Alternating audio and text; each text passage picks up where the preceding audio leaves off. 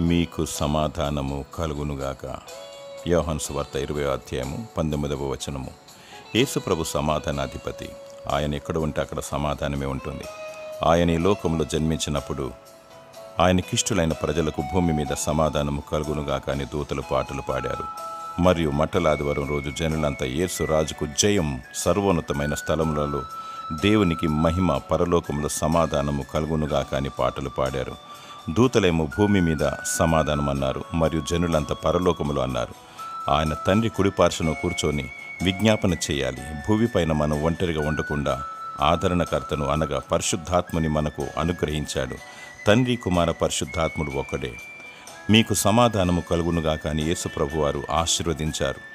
నీకు సమాధానము కావాలంటే యేసయ్యతో సహవాసం చెయ్యి. దుష్టుడు పారిపోతాడు. ఆయనను హృదయములో చేర్చుకో, నీకు సమాధానము లభిస్తుంది. తన నిత్య సమాధానము దేవుడు నీకు దయచేయునుగాక. ఆమేన్.